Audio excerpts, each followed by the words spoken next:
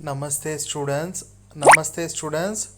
Today in Unit 5 Admission of a Partner, a new chapter we are going to see about contents.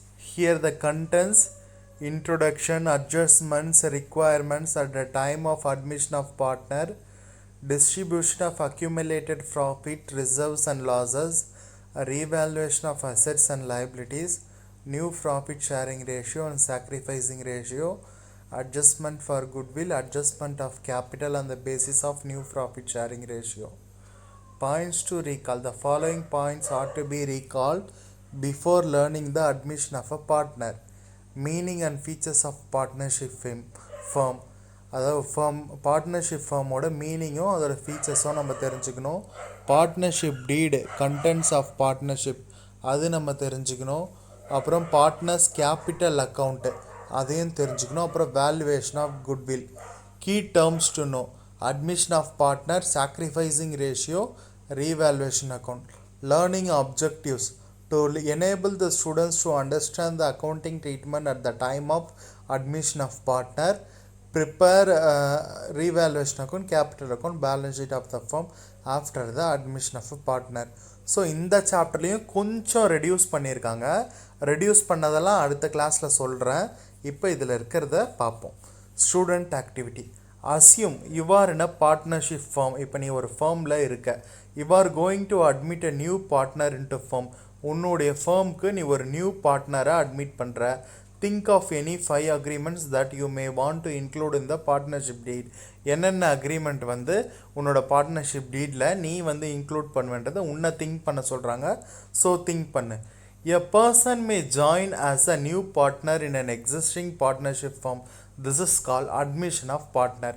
ஏற்கனவே ஒரு partnership form இருக்குது, அதில் புதுசாக ஒருத்தர் பார்ட்னராக அட்மிட் ஆக வராரு, அதுதான் admission of partner. The purpose of admission of a new partner may be to raise additional capital for expansion of business or managerial skill of the new partner or both. Generally, the new partner has to contribute capital to the firm and thereby he acquires the right to share the future profit and assets of the firm. இப்போ new பார்ட்னரை எதுக்கு அவங்க join பண்ணிக்கலான்னா, ஒருவேளை கேபிட்டலை increase பண்ணுறதுக்காக புதுசாக வரவர் capital முதல் அதிகமாக கொண்டு வருவார் அப்படின்றதுக்காக கூட அவரை சேர்த்துப்பாங்க. அவங்க ஃப்யூச்சரில் அதுக்கப்புறம் வரக்கூடிய லாப நஷ்டத்தில் அவங்க என்ன பண்ணுவார், உரிமை கொள்ளுவார்.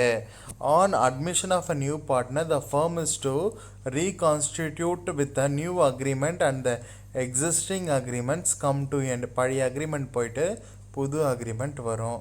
According to the section 31 subsection 1 of the Indian Partnership Act 1932, subject to contract between the partners, no person shall be introduced as a partner into a firm without the consent of all the existing partner. ஒரு இதுக்கு முன்னாடி இருக்கக்கூடிய பார்ட்னர்ஸோட consent சம்மதம் இல்லாமல் புது partner சேர்க்க முடியாதுன்றது இந்த section 31 subsection 1 of the Indian Partnership Act சொல்லுது. So adjustment required at the time of admission of partner. என்னென்ன அட்ஜஸ்ட்மெண்ட் ரிக்வயர்டுன்னு பார்க்கலாம். The new partner may bring capital or in kind. கேபிட்டலும் எடுத்துகிட்டு வரலாம், இல்லை பொருளாகவும் எடுத்துகிட்டு வரலாம், ஆர் போத் ரெண்டுமே எடுத்துன்னு வரலாம். For the journal entry is pass to record the capital brought in. So அதுக்கான ஜேர்னல் என்ட்ரினா cash account or bank account debits, asset account debits to partners capital account. So on the admission of a partner generally there is a change in the mutual rights of the partners. The new partner becomes liable for all the acts which are carried out by the firm from the date of his admission into the firm. அதாவது அவர் புது partner சேர்ந்ததுக்கப்புறம் அவருக்கு எல்லா உரிமையும் இருக்குது, ஆனால் அதே மாதிரி எல்லா பொறுப்பும் இருக்குது. எதனா ஃப்யூச்சரில் லாஸ் வந்ததுனால அவர் பொறுப்பு ஏற்கணும். அவர் என்னென்ன தவறு செஞ்சாரோ, அவர் அதுக்கு காரணமானதோ அதுக்கு அவர் பொறுப்பு ஏற்கணும் அப்படின்றாங்க. Hence the accumulated profit and losses and reserves before admission are to be distributed to the existing partners. அதனால் என்ன பண்ணுறாங்க, பழைய இதுவை வந்து பழைய பார்ட்னர்ஸ்க்கு பிரித்து கொடுத்துட்றாங்க, பழைய லாப நஷ்டங்கள் எல்லாமே. Similarly assets and liability are to be revalued and the profit and loss of the revaluation is to be distributed to the existing partner. அதனால் ரீவேல்யூவேஷன் அக்கௌண்ட் போடுறாங்க இருக்கிற பார்ட்னர்ஸ்க்கு பிரித்து கொடுக்கறதுக்கு. Following adjustment R necessary at the time of admission of partner. என்னென்ன பார்த்துக்கோ, distribution of accumulated profit, reserves and losses, லாப நஷ்டத்தை பகிரணும். Revaluation of asset and liability, இருக்கிற சொத்தையும் லைபிலிட்டியும் வந்து என்ன பண்ணணும், ரீவேல்யூ பண்ணணும். Determination of new profit sharing ratio and sacrificing ratio, adjustment of goodwill, adjustment of capital on the basis of new profit sharing ratio is so agreed.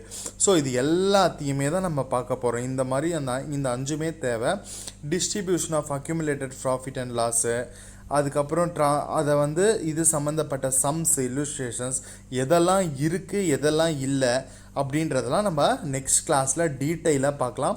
Just இது ஒரு introduction class தான், ஜஸ்ட் இதை பார்த்துக்குங்க. இப்போ உங்களுக்கான homework என்னென்னா, so take page number 1 minute students. தேடிட்டே இருக்கேன். ஸோ இவ்வளோ சம்ஸா அப்படின்னு பயந்துடாதீங்க, இதில் நிறைய சம்ஸ் வந்து கேன்சல் ஆகிருக்கு. ஸோ இந்த பாயிண்ட்ஸ் டு ரிமெம்பர் இருக்குது பார்த்தீங்களா, 1 2 3 4 5 6 7 8 9.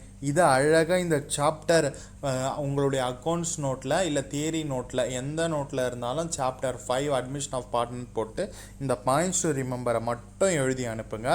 மீதி இந்த 1 மார்க் 2 மார்க் இது எல்லாமே வந்து அடுத்த கிளாஸில் நம்ம இந்த சாப்டரே முடிக்கிறது. இன்னும் அடுத்த கிளாஸில் சாப்டரே முடிஞ்சிடும், அதாவது டெலிட் பண்ண போர்ஷன்ஸ் மட்டும்தான். Okay, thank you students.